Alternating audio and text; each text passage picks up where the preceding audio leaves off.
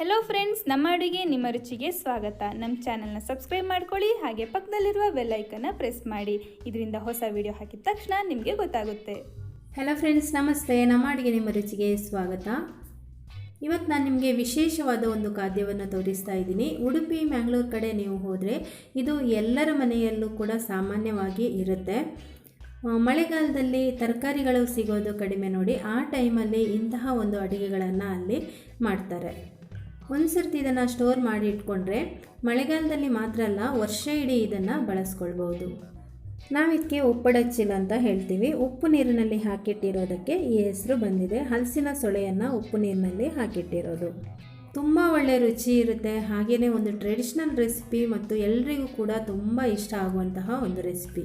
ಇದು ಹೇಗೆ ಮಾಡೋದು, ಯಾವ ರೀತಿ ಮಾಡೋದು ಅಂತ ತೋರಿಸ್ತೀನಿ, ಬನ್ನಿ ಫ್ರೆಂಡ್ಸ್. ಇಲ್ಲಿ ನೋಡಿ, ಇದು ಹಲಸಿನಕಾಯಿಯ ಒಂದು ಸೊಳೆ. ಇದನ್ನು ಉಪ್ಪು ನೀರಿನಲ್ಲಿ ಹಾಕಿಟ್ಟಿರ್ತಾರೆ ಮತ್ತು ವರ್ಷ ಇಡೀ ಇದನ್ನು ಅಡುಗೆಗೆ ಉಪಯೋಗಿಸ್ಕೊಳ್ತಾರೆ. ಹಲಸಿನ ಹಣ್ಣಿನ ಸೀಸನ್ನಲ್ಲಿ ಈ ಬಲಿತಿರುವಂತಹ ಹಲಸಿನಕಾಯಿಯನ್ನು ತಗೊಂಬಂದು ಅದನ್ನೆಲ್ಲ ಕ್ಲೀನ್ ಮಾಡ್ತಾರೆ. ಫಸ್ಟ್ ಬೀಜ ಮತ್ತು ಅದರ ಮೇಲ್ಗಡೆ ಇರುವಂತಹ ಎಲ್ಲವುದು ಕ್ಲೀನ್ ಮಾಡಿಬಿಟ್ಟು ಸೊಳೆಯನ್ನು ಮಾತ್ರ ತೆಗೆದು ಇದನ್ನು ಉಪ್ಪು ನೀರಿನಲ್ಲಿ ಹಾಕಿಟ್ಟಿರ್ತಾರೆ. ಉಪ್ಪು ನೀರು ಅಂದರೆ ಒಂದು ಡಬ್ಬಕ್ಕೆ ಈ ಒಂದು ಸೊಳೆಯನ್ನು ಹಾಕಿಬಿಟ್ಟು ಅದರ ಮೇಲೆ ಜಾಸ್ತಿ ಉಪ್ಪನ್ನು ಹಾಕಿಬಿಟ್ಟು, ನಾವು ಉಪ್ಪಿನಕಾಯಿಗೆ ನೋಡಿ ಉಪ್ಪು ಹೇಗೆ ಹಾಕ್ತೀವಿ ಅದೇ ಥರ ಉಪ್ಪು ಹಾಕಿಬಿಟ್ಟು, ಉಪ್ಪು ಮಿಕ್ಸ್ ಮಾಡಿದ ಮೇಲೆ ಉಪ್ಪು ಎಷ್ಟು ನೀರು ಬಿಟ್ಕೊಂಡಿದೆ ಅದರ ಆಧಾರ ಮೇಲೆ ಸ್ವಲ್ಪ ನೀರು ಕೂಡ ಸೇರಿಸ್ಕೊಳ್ತಾರೆ. ನಾನಿಲ್ಲಿ ನಿಮಗೆ ಡಬ್ಬದಲ್ಲಿ ತೋರಿಸ್ತಾ ಇದ್ದೀನಲ್ವಾ, ಸೊಳ್ಳೆ ಕೆಳಗಡೆ ಇದೆ, ಮೇಲ್ಗಡೆ ನೀರು ತೇಲ್ತಾ ಇದೆ. ಈ ರೀತಿ ಇರಬೇಕು. ಇದನ್ನು ಫ್ರಿಜ್ಜಲ್ಲಿ ಆ ರೀತಿ ಏನಿಲ್ಲ, ಹೊರಗಡೆನೆ ಚೆನ್ನಾಗಿ ಒಂದು ಒಳ್ಳೆ ಬಟ್ಟೆ ಕಟ್ಟಿ ಸ್ವಲ್ಪನೂ ಗಾಳಿ ಹೋಗದ ಹಾಗೆ ಟೈಟಾಗಿ ಮುಚ್ಚಳ ಇಟ್ಬಿಡ್ತಾರೆ. ಇದಕ್ಕೆ ಯಾವ ಥರದ ಹಲಸಿನಕಾಯಿ ಬೇಕು ಅಂದರೆ, ಸೈಜಲ್ಲಿ ಸ್ವಲ್ಪ ದಪ್ಪ ಇರುತ್ತೆ ಹಲಸಿನಕಾಯಿ, ಮತ್ತು ಸ್ವಲ್ಪ ದೊಡ್ಡ ದೊಡ್ಡ ಸೈಜ್ ಹಲಸಿನಕಾಯಿ ಬಂದರೆ ಅದು ತುಂಬ ಚೆನ್ನಾಗಿರುತ್ತೆ. ಇದಕ್ಕೆ ಅದು ಸಿಗಲಿಲ್ಲ ಅಂದರೆ ಬೇರೆ ಹಲಸಿನಕಾಯಿಯನ್ನು, ಮಾಮೂಲಿ ಸಣ್ಣಗಿರುವಂಥ ಸೊಳೆ ಬರುತ್ತಲ್ಲ ಅದನ್ನು ಕೂಡ ಉಪಯೋಗಿಸ್ಕೊಳ್ಬೋದು. ಸಿಹಿ ಆಗಿರಬಾರ್ದು, ಬಲಿತಿರುವಂತಹ ಕಾಯಿ ಆಗಿರಬೇಕು. ಈಗ ಈ ಉಪ್ಪು ಹಾಕಿದ ಸೊಳೆಯನ್ನು ನಾನು ಸ್ವಲ್ಪ ಪಾತ್ರೆಗೆ ಹಾಕ್ಕೊಂಡಿದ್ದೇನೆ. ಇದನ್ನಿಲ್ಲಿ ನಿಮಗೆ ಕಟ್ ಮಾಡಿ ತೋರಿಸ್ತಾ ಇದ್ದೀನಿ ನೋಡಿ. ಕಟ್ ಮಾಡುವಾಗ ಈ ರೀತಿ ಕಟ್ ಮಾಡಲಿಕ್ಕೆ ಕೈಯಲ್ಲೇ ಬರುತ್ತೆ. ಈಗ ಮುಖ್ಯವಾಗಿರೋದು, ಉಪ್ಪು ನೀರಿಂದ ಇದನ್ನು ತೆಗೆದ ಮೇಲೆ ಇದಕ್ಕೆ ನೀರು ಹಾಕಿ ಚೆನ್ನಾಗಿ ಒಂದು 2-3 ಸರ್ತಿ ತೊಳಿಬೇಕು. ನಂತರ ಇದಕ್ಕೆ ಫ್ರೆಶ್ ಆಗಿರುವ ನೀರನ್ನು ಹಾಕಿಬಿಟ್ಟು ಒಂದು 10 ನಿಮಿಷ ಇದನ್ನು ನೀರಿನಲ್ಲಿ ಹಾಗೇ ಬಿಡಬೇಕು. 5 ನಿಮಿಷ 10 ನಿಮಿಷ ಹಾಗೇ ಬಿಡಬೇಕು. ಯಾಕೆಂದರೆ ಇದರಲ್ಲಿರುವಂಥ ಎಕ್ಸ್ಟ್ರಾ ಉಪ್ಪಿರುತ್ತಲ್ವ ಅದೆಲ್ಲ ಹೋಗಬೇಕು. ಆಮೇಲೆ ಇದನ್ನು ಕೈಯಲ್ಲಿ ಚೆನ್ನಾಗಿ ಹಿಂಡಿ ಅಡುಗೆಗೆ ಉಪಯೋಗಿಸ್ಕೊಳ್ಬೇಕು. ಇದರ ನೀರನ್ನು ಉಪಯೋಗಿಸ್ಕೊಳ್ಬಾರ್ದು. ಉಪ್ಪು ನೀರಿನಿಂದ ತೆಗೆದ ಮೇಲೆ ಒಂದು 2-3 ಸರ್ತಿ ಚೆನ್ನಾಗಿ ನೀರಿನಲ್ಲಿ ತೊಳೆದು 10 ನಿಮಿಷ ನೀರಿನಲ್ಲಿ ಹಾಕಿಟ್ಟಿದ್ದೆ. ಈಗ ಇದನ್ನು ನೋಡಿ ಕೈಯಲ್ಲಿ ಈ ರೀತಿ ಚೆನ್ನಾಗಿ ಹಿಂಡಿ ಇನ್ನೊಂದು ಪಾತ್ರೆಗೆ ಹಾಕ್ಕೊಳ್ತಾ ಇದ್ದೀನಿ. ನಂತರ ಇದನ್ನು ಇಡಿಯಾಗಿ ಹಾಕಬಾರ್ದು, ಸಣ್ಣ ಸಣ್ಣ ಪೀಸ್ ಮಾಡ್ಕೊಳ್ಬೇಕು. ಈ ರೀತಿ ಕೈಯಲ್ಲೇ ನಮಗೆ ಕಟ್ ಮಾಡೋದಕ್ಕೆ ಬರುತ್ತೆ. ಉದ್ದಕ್ಕೆ ಅಥವಾ ಮಧ್ಯಕ್ಕೆ ಸೀಳಿ ಇದನ್ನು ಸಣ್ಣ ಸಣ್ಣ ತುಂಡು ಮಾಡಿಕೊಂಡು ಹಾಕ್ಕೋಬೇಕು. ನಾನಿಲ್ಲಿ ತೋರಿಸ್ತಾ ಇದ್ದೀನಿ ನೋಡಿ, ಅದೇ ರೀತಿ ಮಾಡ್ಕೊಳ್ಬೋದು. ಇದರ ಪಲ್ಯ ಆಗಲಿ ಗಸಿ ಆಗಲಿ ಎರಡೂ ಕೂಡ ತುಂಬ ಚೆನ್ನಾಗಿರುತ್ತೆ. ಇದು ಅಮ್ಮ ಉಪ್ಪು ನೀರಿನಲ್ಲಿ ಹಾಕಿಟ್ಟಿದ್ದು, ಅವರು ಕೊಟ್ಟು ಕಳಿಸಿದ್ದು ನಮಗೆ. ಇದು ಈಗ ಎಲ್ಲ ಅಂಗಡಿಗಳಲ್ಲಿ ಕೂಡ ಸಿಗುತ್ತೆ. ಅಂದರೆ ಈ ಬ್ಯಾಂಗ್ಳೂರು ಕಡೆಯವರಿಗಾದರೆ ಮಂಗಳೂರು ಸ್ಟೋರ್ ಅಂತ ಇರುತ್ತಲ್ವ, ನಿಮ್ಮ ಹತ್ತಿರದಲ್ಲಿ ಮಂಗಳೂರು ಸ್ಟೋರ್ ಅಂತ ಇದ್ದರೆ ಅಲ್ಲಿ ಕೇಳಿ ನೋಡಿ. ನಾನು ಒಂದು 2-3 ಕಡೆ ನೋಡಿದ್ದೀನಿ, ಹಾಗೆ ನಿಮಗೆ ಹೇಳ್ತಾ ಇರೋದು. ಅಲ್ಲಿ ನಿಮಗೆ ಕೇಳಿ ನೋಡಿದರೆ ಸಿಗುತ್ತೆ, ತುಂಬ ಚೆನ್ನಾಗಿರುತ್ತೆ. ಒಂದು ಸರ್ತಿ ಟ್ರೈ ಮಾಡಿ. ಹೀಗೆಲ್ಲ ಆದಮೇಲೆ ನಾನು ಇದನ್ನು ಕುಕ್ಕರಿಗೆ ಹಾಕ್ತಾಯಿದ್ದೀನಿ. ಹಾಗೆಯೇ ಪಾತ್ರೆಯಲ್ಲಿ ಕೂಡ ಬೇಯಿಸ್ಕೊಳ್ಬೋದು, ಆದರೆ ಕೆಲವೊಂದು ಸರ್ತಿ ಒಂದೊಂದು ಸರಿಯಾಗಿ ಬೇಯೋದಿಲ್ಲ. ಕುಕ್ಕರಲ್ಲಿ ಹಾಕಿ ನಾವು 1 ವಿಷಲ್ ಅಥವಾ 2 ವಿಷಲ್ ಮಾಡಿಬಿಟ್ರೆ ಚೆನ್ನಾಗಿ ಬೇಯುತ್ತೆ. ಪಲ್ಯ ಆಗಿರೋದ್ರಿಂದ ಜಾಸ್ತಿ ನೀರೇನು ಬೇಡ. 1 ಲೋಟ ನಾನಿಲ್ಲಿ ನೀರು ಹಾಕಿದ್ದೀನಿ. ಆಮೇಲೆ ಉಪ್ಪು ಹಾಕೋದು ಬೇಡ. ಮುಚ್ಚಳ ಮುಚ್ಚಿಬಿಟ್ಟು ಇದನ್ನು 2 ವಿಷಲ್ ಮಾಡ್ಕೊಳ್ಳಿ. ಅದು ಬೇಯ್ತಾ ಇದ್ದಾಗ ನಾವು ಮಸಾಲೆಗೆ ರೆಡಿ ಮಾಡ್ಕೊಳ್ಳೋಣ. ಒಲೆ ಮೇಲೆ ಒಂದು ಬಾಣಲೆ ಇಟ್ಟಿದ್ದೀನಿ. ಅದಕ್ಕೆ ನಾನಿಲ್ಲಿ 1/4 ಟೀ ಸ್ಪೂನಷ್ಟು ಮೆಂತ್ಯ ಹಾಕ್ಕೊಳ್ತಾ ಇದ್ದೀನಿ. 3 ಟೀ ಸ್ಪೂನಷ್ಟು ಧನಿಯಾ ಹಾಕ್ಕೊಳ್ತಾ ಇದ್ದೀನಿ ಅಥವಾ ಕೊತ್ತಂಬರಿ ಬೀಜ. ಆಮೇಲೆ 1/2 ಟೀ ಸ್ಪೂನ್ ಜೀರಿಗೆ. ಆಮೇಲೆ ಇದಕ್ಕೆ ಮೆಣಸಿನ್ಕಾಯಿ ಕೂಡ ಜೊತೆಗೇ ಹುರಿಯುವಾಗ ಹಾಕೋಬೇಕು. ನಾನಿಲ್ಲಿ ನೋಡಿ 3 ಗುಂಟೂರು ಮೆಣಸಿನಕಾಯಿ, 4 ಬ್ಯಾಡಗಿ ಮೆಣಸಿನಕಾಯಿ ತೊಗೊಂಡಿದ್ದೀನಿ. ಆದರೆ ಈ ಮೆಣಸಿನಕಾಯಿಯನ್ನು ನಾನು ಮೊದಲೇ ಹುರಿದು ಇಟ್ಟಿದ್ದೀನಿ. ನಾನು ಮೊದಲೇ ಸ್ವಲ್ಪ ಜಾಸ್ತಿನೇ ಯಾವಾಗಲೂ ಹುರಿದು ಸ್ಟೋರ್ ಮಾಡಿ ಇಟ್ಕೊಳ್ತೀನಿ. ಅದರಿಂದಾಗಿ ನಾನು ಈಗ ಇದನ್ನು ಹಾಕ್ಕೊಳ್ತಾ ಇಲ್ಲ. ನೀವು ಹಸಿಯಾಗಿ ಮೆಣಸಿನಕಾಯಿ ಆದರೆ ಈಗ ಇದರ ಜೊತೆಗೆ ಮೆಣಸಿನಕಾಯಿಯನ್ನು ಹಾಕ್ಕೊಂಡು ಕೂಡ ಹುರಿಬೇಕು. ಇದಕ್ಕೆ ಸ್ವಲ್ಪ ನಾನು ಎಣ್ಣೆ ಕೂಡ ಹಾಕ್ಕೊಂಡು ಹುರಿತಾ ಇದ್ದೀನಿ. ಇದೆಲ್ಲ ಒಂದು ಸರ್ತಿ ಚೆನ್ನಾಗಿ ಫ್ರೈ ಆದಮೇಲೆ ಕೊನೆಗೆ ನಾನು ಇದಕ್ಕೆ ಸ್ವಲ್ಪ ಸಾಸಿವೆ ಹಾಕ್ಕೊಳ್ತಾ ಇದ್ದೀನಿ. 1/4 ಟೀ ಸ್ಪೂನಷ್ಟು ಸಾಸಿವೆ ಕೊನೆಯದಾಗಿ ಹಾಕ್ಕೊಳ್ಳಿ, ಸಾಸಿವೆ ಒಟ್ಟಿಗೆ ಹಾಕ್ಕೊಳ್ಳೋದು ಬೇಡ. ಆಮೇಲೆ ಇದಕ್ಕೆ ಈ ಹುರಿದಿರುವಂತಹ ಒಂದು ಮೆಣಸಿನಕಾಯಿಯನ್ನು ಒಟ್ಟಿಗೆ ಹಾಕ್ಕೊಳ್ತಾ ಇದ್ದೀನಿ. ನಂತರ ಗ್ಯಾಸ್ ಆಫ್ ಮಾಡ್ಕೊಳ್ತಾ ಇದ್ದೀನಿ. ಈಗ ಕುಕ್ಕರ್ ಕೂಡ 2 ವಿಷಲ್ ಆಗಿದೆ. ಮಸಾಲೆ ಎಲ್ಲ ಹುರಿದಾದಮೇಲೆ ಸ್ವಲ್ಪ ಒಂದು ಅರ್ಧ ಕಪ್ನಷ್ಟು ನಾನು ತೆಂಗಿನ ತುರಿಯನ್ನು ಮಿಕ್ಸಿ ಜಾರಿಗೆ ಹಾಕ್ಕೊಳ್ತಾ ಇದ್ದೀನಿ. ನೀವು ಎಷ್ಟು ಕ್ವಾಂಟಿಟಿ ಮೇಲೆ ಮಾಡ್ತೀರಾ ಅದರ ಆಧಾರದ ಮೇಲೆ ತೆಂಗಿನ ತುರಿಯನ್ನು ಹಾಕ್ಕೊಳ್ಳಿ. ಆಮೇಲೆ ಹುರಿದ ಮಸಾಲೆಯನ್ನು ಕೂಡ ಇದಕ್ಕೆ ಸೇರಿಸ್ಕೊಳ್ಬೇಕು.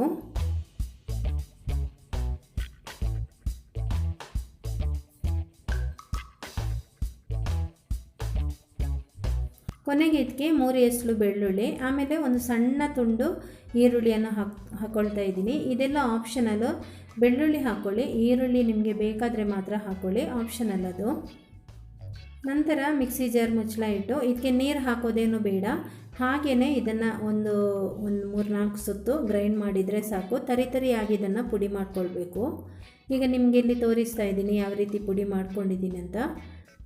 ನೋಡಿ, ಈ ರೀತಿ ಸ್ವಲ್ಪನೂ ನೀರು ಸೇರಿಸದೆ ಈ ರೀತಿ ಪುಡಿ ಮಾಡ್ಕೊಳ್ಳಿ. ತುಂಬ ಪರಿಮಳ ಇರುತ್ತೆ ಈ ಒಂದು ಮಸಾಲೆ, ತುಂಬಾ ಚೆನ್ನಾಗಿರುತ್ತೆ. ಇದೇ ರೀತಿ ಮಸಾಲೆ ಮಾಡಿಕೊಂಡು ಬೇರೆ ಒಂದು ತರಕಾರಿಗಳಿಗೆ ಕೂಡ ನೀವು ಇದೇ ಥರ ಪಲ್ಯವನ್ನು ಮಾಡ್ಕೊಳ್ಬೋದು. ಈ ಪಲ್ಯಕ್ಕೆ ಯಾವುದೇ ಹುಳಿ ಸೇರಿಸಬಾರ್ದು, ಟೊಮೆಟೊ ಆಗಲಿ ಅಥವಾ ಹುಣಸೆಹಣ್ಣಾಗಲಿ ಯಾವುದು ಕೂಡ ಸೇರಿಸಬಾರ್ದು. ಇದು ಉಪ್ಪು ನೀರಿನಲ್ಲಿ ಹಾಕಿಟ್ಟಿರೋದ್ರಿಂದ ಒಂಥರ ಹುಳಿ ಅಂಶ ಇದರಲ್ಲೇ ಇರುತ್ತೆ. ಕುಕ್ಕರ್ ಮುಚ್ಚಳ ತೆಗಿತಾ ಇದ್ದೀನಿ, ಬೆಂದಿದೆ. 2 ವಿಷಲ್ ಮಾಡ್ಕೊಂಡಿದ್ದೀನಿ. ತಣ್ಣಗಾದ್ಮೇಲೆ ತೆಗಿತಾ ಇದ್ದೀನಿ. ಕಲರ್ ನೋಡಿದರೆ ನಿಮಗೆ ಗೊತ್ತಾಗುತ್ತೆ. ನೋಡಿ, ಕಲರ್ ಕೂಡ ಚೇಂಜ್ ಆಗಿದೆ, ಸ್ವಲ್ಪ ನೀರಿದೆ ಅಷ್ಟೇ. ಈಗ ನಾನಿಲ್ಲಿ ಕಟ್ ಮಾಡಿ ತೋರಿಸ್ತಾ ಇದ್ದೀನಿ. ನಾವು ಫಸ್ಟು ಕಟ್ ಮಾಡುವಾಗ ಯಾವ ರೀತಿ ಅಂತ ಒಂದು ರೀತಿ ರಬ್ಬರ್ ರೀತಿ ಇತ್ತು ಅದು. ಕಟ್ ಮಾಡುವಾಗ ಎಳೆದು ಕಟ್ ಮಾಡ್ತಾ ಇದ್ದೆ ನಾನು, ಕೈಯಲ್ಲಿ ಕಟ್ ಮಾಡಿದ್ರು. ಈಗ ನೀವು ನೋಡ್ಬೋದು ಇಲ್ಲಿ ನೋಡಿ, ಕಟ್ ಮಾಡುವಾಗ ತುಂಬ ಸಾಫ್ಟಾಗಿ ಕಟ್ ಮಾಡಲಿಕ್ಕೆ ಬರುತ್ತೆ. ಈಗ ನಾವು ಇದಕ್ಕೆ ಮಸಾಲೆಗೆ ಅಂದರೆ ಇದನ್ನು ಪಲ್ಯ ರೆಡಿ ಮಾಡ್ಕೊಳ್ಳೋಣ. ಬಾಣಲೆಗೆ ಸ್ವಲ್ಪ ಎಣ್ಣೆ ಹಾಕಿದ್ದೀನಿ. ತೆಂಗಿನ ಎಣ್ಣೆ ತುಂಬ ಚೆನ್ನಾಗಿರುತ್ತೆ ಇದಕ್ಕೆ, ಅದು ಇಲ್ಲ ಅಂದರೆ ಬೇರೆ ಎಣ್ಣೆಯನ್ನು ಬಳಸ್ಕೊಳ್ಬೋದು. ಎಣ್ಣೆ ಬಿಸಿ ಆದಮೇಲೆ ಇದಕ್ಕೆ 1 ಟೀ ಸ್ಪೂನ್ ಸಾಸಿವೆ ಹಾಕ್ಕೊಳ್ತಾ ಇದ್ದೀನಿ. ಸಾಸಿವೆ ಚಟಪಟ ಅಂತ ಆದಮೇಲೆ ಸ್ವಲ್ಪ ಉದ್ದಿನಬೇಳೆಯನ್ನು ಹಾಕ್ಕೊಳ್ಳಿ. ಒಗ್ಗರಣೆಗೆ ಆಗಿರೋದ್ರಿಂದ ನಿಮಗೆ ಎಷ್ಟು ಬೇಕೋ ಅಷ್ಟು ಹಾಕ್ಕೊಳ್ಬೋದು.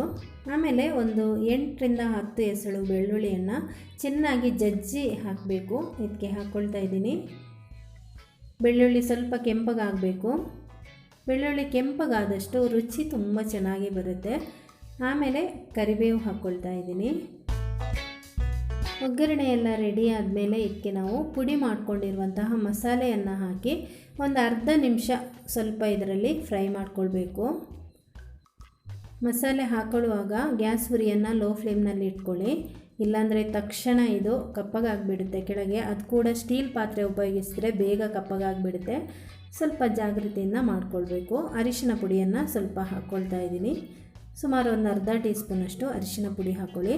ಇದಕ್ಕೆ ಹಿಂಗು ಕೂಡ ಹಾಕ್ಕೊಳ್ಬೋದು. ನಾನು ಬೆಳ್ಳುಳ್ಳಿ ಹಾಕಿರೋದ್ರಿಂದ ಇದಕ್ಕೆ ಹಿಂಗು ಬಳಸ್ತಾ ಇಲ್ಲ. ಈಗ ಇದನ್ನು ಒಂದು ಅರ್ಧ ನಿಮಿಷ ಚೆನ್ನಾಗಿ ಘಮ ಅಂತ ಪರಿಮಳ ಬರುತ್ತೆ, ತುಂಬ ಚೆನ್ನಾಗಿರುತ್ತೆ. ಈಗಲೇ ನಮಗೆ ತಿನ್ನಬೇಕು ಅಂತ ಮನಸ್ಸಾಗುತ್ತೆ. ಇದಕ್ಕೆ ಇದು ಹಾಕೋದಕ್ಕಿಂತ ಮುಂಚೆನೇ ಅಷ್ಟು ಚೆನ್ನಾಗಿರುತ್ತೆ ಈ ಮಸಾಲೆ. ಈಗ ಇದಕ್ಕೆ ಒಂದು ಅರ್ಧ ನಿಮಿಷ ಇದನ್ನು ಚೆನ್ನಾಗಿ ಫ್ರೈ ಮಾಡಿದ ಮೇಲೆ ಈ ಒಂದು ಹಲಸಿನ ಸೊಳೆಯನ್ನು ಹಾಕ್ಕೊಳ್ತಾ ಇದ್ದೀನಿ. ಈಗ ನೀವಿಲ್ಲಿ ಗಮನಿಸಬೇಕಾಗಿರೋದು, ಉಪ್ಪು ಇದಕ್ಕೆ ನಾವೇನೂ ಹಾಕಿಲ್ಲ. ಯಾಕೆಂದರೆ ಈ ಸೊಳೆಯಲ್ಲಿ ಫಸ್ಟ್ ನೀವು ಒಂದು ಚೂರು ತಿಂದು ನೋಡಿ ಉಪ್ಪು ಹೇಗಿದೆ ಅಂತ ನಿಮಗೆ ಗೊತ್ತಾಗುತ್ತೆ. ಉಪ್ಪಿನಂಶ ಇದ್ದರೆ ಇದಕ್ಕೆ ಯಾವುದೇ ಉಪ್ಪು ಹಾಕ್ಕೊಳ್ಳೋದು ಬೇಡ. ಉಪ್ಪು ಇಲ್ಲ ಅಂದರೆ ಸ್ವಲ್ಪ ಬೇಕಾದರೆ ಉಪ್ಪು ಚಿಮುಕಿಸ್ಬೋದು. ನಾನಿಲ್ಲಿ ನೋಡಿ ಅದರಲ್ಲಿ ಉಪ್ಪಿದೆ, ಮಸಾಲೆಗೆ ಮಾತ್ರ ಸ್ವಲ್ಪ ಇಲ್ಲಿ ಉಪ್ಪು ಚಿಮುಕಿಸಿದ್ದೀನಿ. ಆಮೇಲೆ ಬೆಲ್ಲ, ಇದು ಆಪ್ಷನಲ್ಲು, ನಿಮಗೆ ಬೇಕಾದರೆ ಹಾಕೋಬೋದು. ಇಲ್ಲಿ ಜಸ್ಟ್ ಒಂದು 1/4 ಟೀ ಸ್ಪೂನಷ್ಟು ನಾನು ಬೆಲ್ಲ ಹಾಕ್ಕೊಂಡಿದ್ದೀನಿ ನೋಡಿ. ಇಷ್ಟು ಹಾಕಿದರೆ ಅದರ ಒಂದು ಹುಳಿ ಟೇಸ್ಟ್ ಅಥವಾ ಉಪ್ಪಿನ ಟೇಸ್ಟ್ ಇರುತ್ತಲ್ವ, ಅದಕ್ಕೆ ಈ ಬೆಲ್ಲ ಒಂದು ಕಾಂಬಿನೇಷನ್ ತುಂಬ ಚೆನ್ನಾಗಿರುತ್ತೆ. ಟೇಸ್ಟ್ ತುಂಬ ಅದ್ಭುತವಾಗಿ ಬರುತ್ತೆ. ಈಗ ಇದನ್ನು ಮುಚ್ಚಿಬಿಟ್ಟು 1 ನಿಮಿಷ ಮಾತ್ರ ಲೋ ಫ್ಲೇಮ್ನಲ್ಲಿ ಇಡ್ತಾ ಇದ್ದೀನಿ. ಮುಚ್ಚಳ ಕೂಡ ತೆಗೆದಿದ್ದೀನಿ ನೋಡಿ ಯಾವ ರೀತಿ ಬಂದಿದೆ ಅಂತ ನೀವಿಲ್ಲಿ ನೋಡ್ಬೋದು.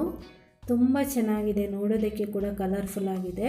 ಖಂಡಿತ ನೀವು ಇದನ್ನು ಒಂದು ಸರ್ತಿ ಟ್ರೈ ಮಾಡಿ ನೋಡಿ. ತುಂಬ ಅಂದರೆ ತುಂಬ ಟೇಸ್ಟಿ ಆಗಿರುತ್ತೆ. ಓಕೆ ಫ್ರೆಂಡ್ಸ್, ಈ ಒಂದು ರೆಸಿಪಿ ನಿಮಗೆ ಇಷ್ಟ ಆಗಿದೆ ಅಂತ ಅಂದ್ಕೊಂಡಿದ್ದೀನಿ. ಹಾಗಾದರೆ ಒಂದು ಲೈಕ್ ಮಾಡಿ, ಶೇರ್ ಮಾಡಿ, ಕಮೆಂಟ್ ಮಾಡಿ. Thank you.